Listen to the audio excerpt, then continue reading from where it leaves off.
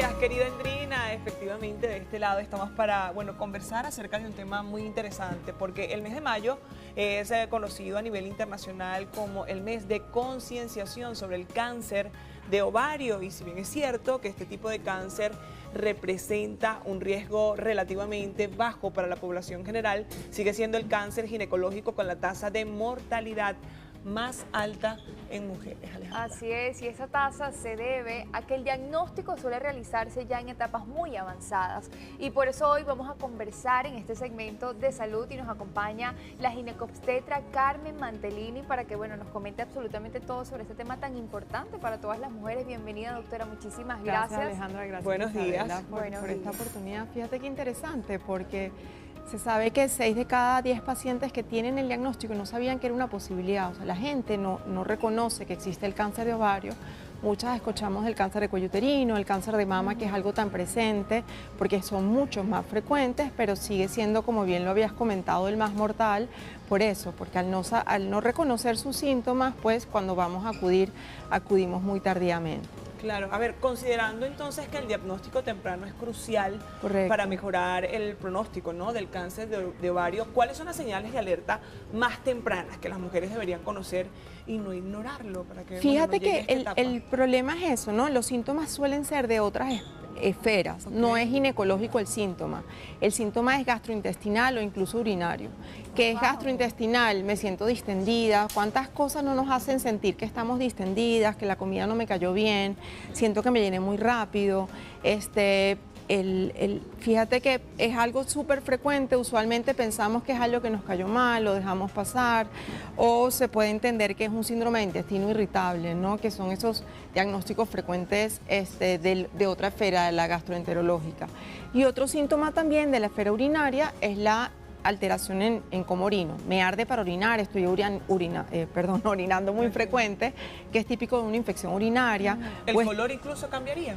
No, lo que hay es el síntoma, porque la vejiga está irritada por la infiltración por el cáncer. Perfecto. Y entonces es una paciente que puede pensar que está en el periodo menopáusico, que tiene una infección urinaria, que se automedica con un antibiótico, que en el país a veces es muy sencillo pues automedicarse, y entonces retrasa la consulta y no se piensa. Yo pienso que lo bonito y lo beneficioso, por decirlo así, en Venezuela es que el eco ginecológico forma parte de la consulta en nuestro país, a diferencia de en otros países que requiere una referencia a un médico especialista para que lo haga, ¿no? En nosotros, y eso sería una buena noticia porque la imagen nos va a ayudar a detectar a tiempo si hay una lesión en el ovario y si esa lesión es una lesión de sospecha para pensar que quizás estemos en presencia de un cáncer.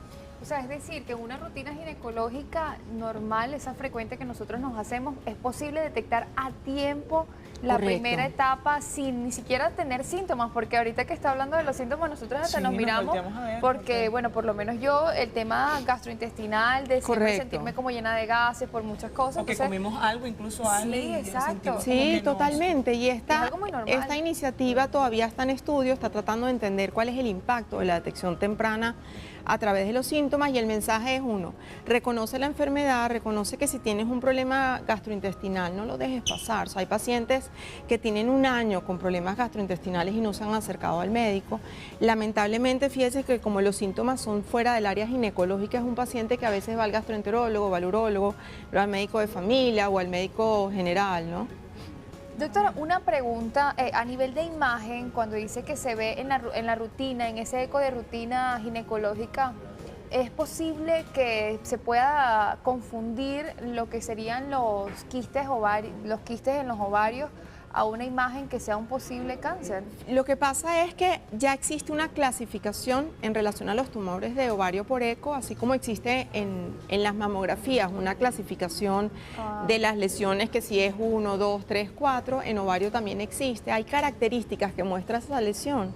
Un quiste simple, como tú me comentabas, ¿no? Un quiste es un circulito negro, no tiene nada dentro, es una pared finita, generalmente responde a la función del ovario. todos los meses vemos esa imagen cada vez que el ovario va a ovular.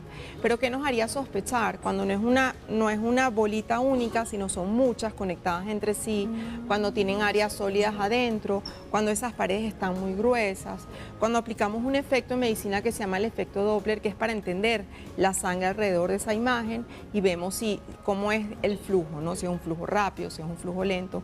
Entonces son índices indirectos que nos van a ayudar a sospechar, mira, yo creo que vamos a hacer otros estudios, vamos a pedir unos marcadores en sangre, son unas sustancias que se elevan con la presencia de determinados tumores y nos van a ayudar a eso. Pues lo que queremos es que no llegue esa paciente con el síntoma tardío. ¿Por qué? Porque sabemos que su esperanza de vida a 5 años es muy pobre y su calidad de vida durante esos 5 años también es muy pobre. Yo todavía me pregunto cómo hay personas que pueden pasar 3, 2, hasta un año sin asistir a sus citas ginecológicas, aún sabiendo que puede detectar, bueno, tantas cosas. Pero ¿sabes también qué ocurrió? Por lo menos en la pandemia, que fuimos forzados a abandonar el control. ¿Por qué? Porque ¿qué nos decían? Si no es una urgencia, no te acerques a un centro de salud. Y pasó que muchas pacientes se atrasaron 2, 3 años. En la consulta me tocó presenciar, por ejemplo, una paciente, porque también decimos, bueno, ¿a quién le da cáncer de ovario? La mayor frecuencia es en la menopausia. Es la edad donde el ovario pudiera mostrar esos síntomas. Fíjate que cuando te hablaba de la urgencia o del aumento de la frecuencia, tengo ganas de orinar otra vez, acabo de ir, también es un síntoma que acompaña la transición a la menopausia. Entonces es una paciente que va a requerir atención médica. Pero me pasó en consulta una paciente, la mayor incidencia en Venezuela está en el grupo de mujeres de los 45 a los 54. Son mujeres aún muy jóvenes. Y esta era una paciente, o es una paciente, bueno, en ese momento tenía 48 años, va a su control que lo había distanciado por la pandemia, realmente no era porque ella pues no asistía a sus controles, sino que la pandemia produjo una pausa. Y cuando voy a hacer el eco, pues hay una lesión muy pequeñita, con unas características, era sólida, no era esta quiste que tú me preguntabas. Afortunadamente, después que se operó, era una lesión que no llegó a malignizarse, una lesión que tenía unos cambios. Fíjate que quizás fue tan temprano que no llega a clasificarse ni siquiera como una lesión límite, que también llamamos. Doctora, a ver, en cuanto a las medidas preventivas o cambios quizás en el estilo de vida que las mujeres podríamos adoptar para reducir el riesgo de desarrollar este tipo de cáncer de ovario. Sabemos que la obesidad es un factor de riesgo para muchas enfermedades y el cáncer de ovario no es una excepción, porque la obesidad genera un estado inflamatorio que no permite que la célula repare. ¿Qué significa la célula repara? Que nuestras células se están multiplicando todo el tiempo y esos mecanismos de reparación de la célula, que es como en nosotras el dormir, pues, que nos ayuda a reparar, ese mecanismo está afectado por esta inflamación de la obesidad. Entonces se sabe que la obesidad es un factor de riesgo para cáncer de ovario también. La falta de embarazo y lactancia, porque el embarazo, al distanciar las ovulaciones, pone el ovario en reposo y también nos ayuda a protegernos, y eso también es un efecto de las pastillas anticonceptivas. A poner el ovario en reposo, sabemos que la pastilla anticonceptiva nos protege de cierto tipo de cáncer de ovario, que es el más frecuente. Wow, y a nivel de la terapia, ya cuando la persona es diagnosticada, ¿cuáles son esos métodos más innovadores que se están utilizando hoy en día? ¿Eso es solamente a nivel quirúrgico? Es combinado, dependerá del estadio del diagnóstico, eso se discute en ese equipo multidisciplinario de oncólogos, médicos, radioterapeutas, pues que entenderán cuál es la mejor opción para esa paciente en particular. Un bajo porcentaje, al igual que ocurre en mama, un bajo porcentaje de las pacientes con cáncer de ovario tienen un antecedente familiar directo o tienen una mutación genética que aumenta su riesgo personal. Y entonces toca en ese equipo entender qué grupo está esta paciente y cuáles serían las mejores opciones de tratamiento. Hay algo muy novedoso que ya se establece como una sugerencia, y por eso como ginecólogo estoy hablando del tema, es porque esas pacientes que, por ejemplo, le vas a hacer una histerectomía, porque tiene una enfermedad benigna, ¿no? Una fibromatosis, una adenomiosis, una paciente que requiere extraerle el útero, se sabe que extraer junto al útero las trompas uterinas ayuda a disminuir ese riesgo de cáncer de ovario. Y entonces algo que se le ofrece a la paciente en ese momento de la cirugía, se le explica el por qué, porque se piensa que la trompa, como libera a veces sustancias inflamatorias, y fíjate cómo regresa al tema de la inflamación, puede favorecer en el ovario esta transformación.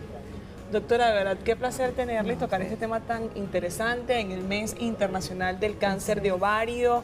Portadas al Día haciendo esa ventana abierta para que usted tenga las herramientas y para que también tome conciencia. Señores, hay que cuidarse más, hay que tomarse el tiempo e incluso regalarse ese tiempo, porque definitivamente la salud siempre va a ser lo más importante.